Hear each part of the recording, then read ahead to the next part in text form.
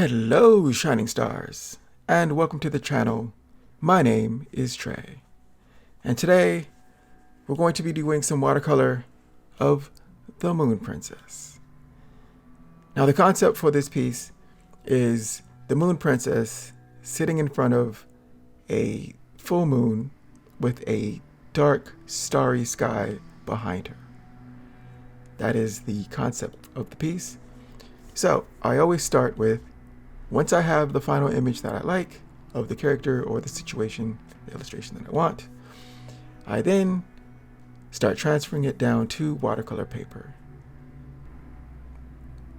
Now I take that image, I usually manipulate it in Photoshop, and then manipulate the lines, fade it back, and then print it out, and then use that as a guide for the watercolor. And I transfer it down using a pen and some transfer paper to get that final image, which is this, down. And then I mount that watercolor paper down to a sturdy board with some watercolor tape. And right now I am doing the base coat for the Starry Sky, which is a very pale blue and a purple on top of that. But for the figure, as I block this in, I separate everything from what will remain white, which is a basic form of watercolor. The white you will leave alone while you punch up the colors and to make the illustration pop. So I always start with a pink or a very pale orangey pink color for the base. All the flesh tones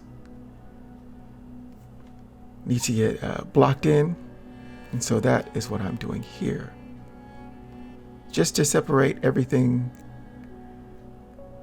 And then we have a flesh tone.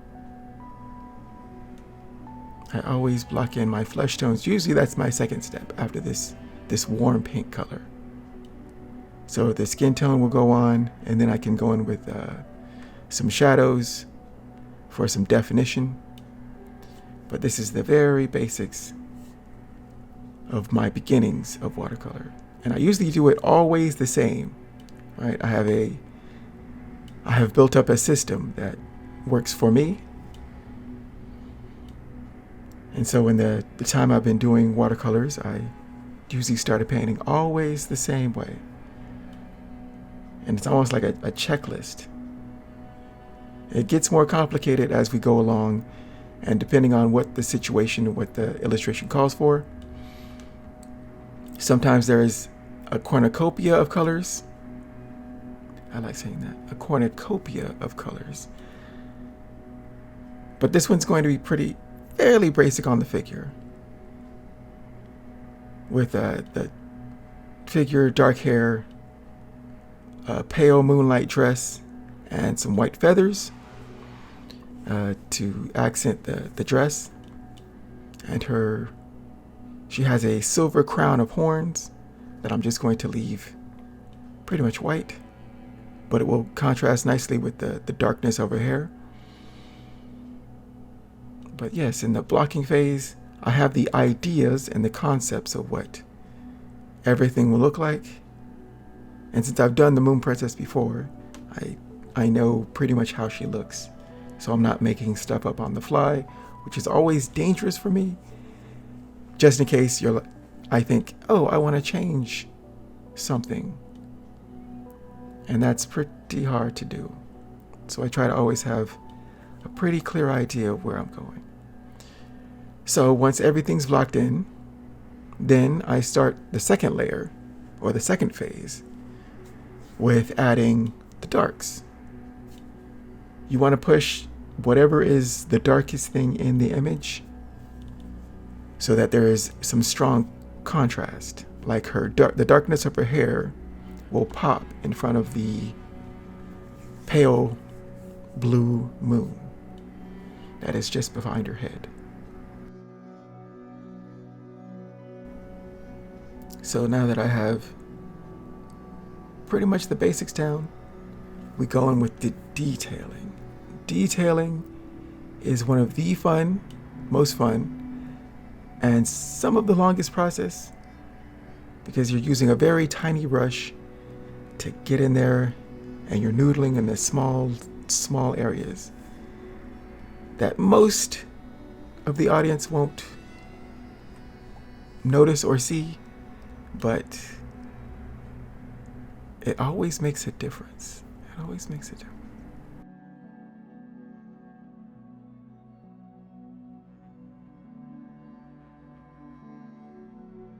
So I'm trying to give some variety and give the simulation of strands, hair strands, with this dark, very dark purple. And as you can tell, for my darks, I usually let the watercolor dry, and as the watercolor dries, it condenses and becomes much more concentrated. And that is what I use by dabbing, a very tiny brush into the water, and then, trying to pull up just a little bit of that dark purple. And I also have some dark blue, some red, and that's what I use for my dark detailing work.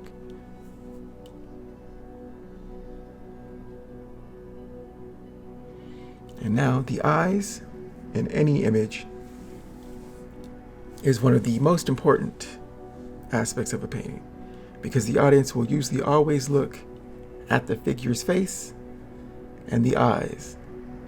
So that's where I usually concentrate most of my detailing energy.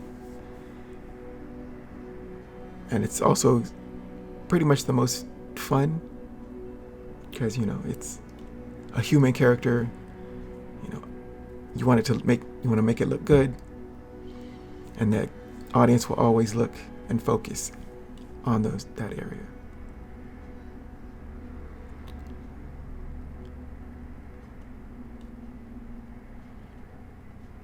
So I'm giving her eyes more definition by giving her eyelashes.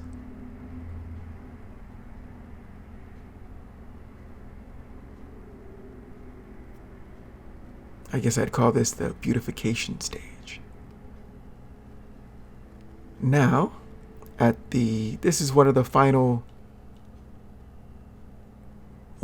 sequences where the background was looking too flat. So I wanted to break that flatness up by adding a bunch of other colors.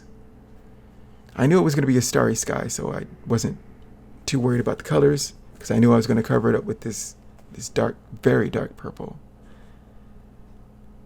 And so I just wanted to break up that flatness with some texture by using various colors, just dabbing and daubing, moving and grooving. And now I'm using this very dark to go over that, but you can feel the colors underneath, but you don't necessarily have to see them. And once the night sky was significantly dark enough, I go in with the final coats and the final detailing. And this is where the magic happens. Because remember where we are right now. It looks good. I have everything I need, but the detailing phase, I think, truly brings it to life.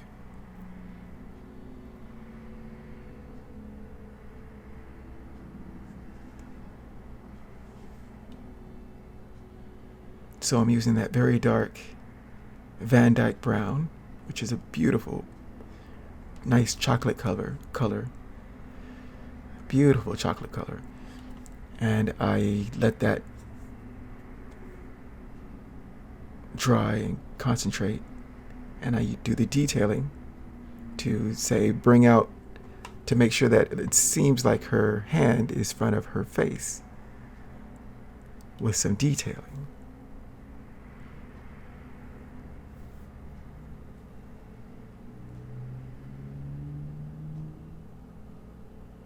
And I could do this for hours. And I literally have done this for hours. And it's a really good phase.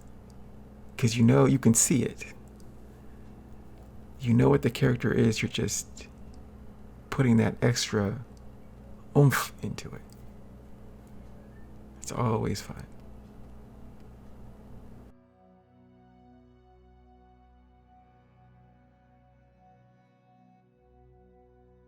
And this is my final phase. So it's the messiest, dirtiest part, and this is the Starry Night Sky, done in gouache with a toothbrush.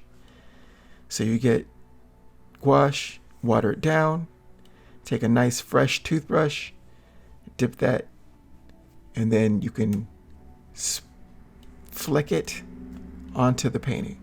This is very dangerous. Do not do this as your first time. Try it on something small. I have this sheet that I cut out to protect the final watercolor image of the Moon Princess. And I use this scrap paper to test out and get the large blots out first before I use the flecks for the very small stars. Now you can group them together, scatter them apart. You can do it however you wish. It is one of the most fun, most dangerous, and the most messy. So, just be aware. And now, I have my Starry Sky, and that is lovely.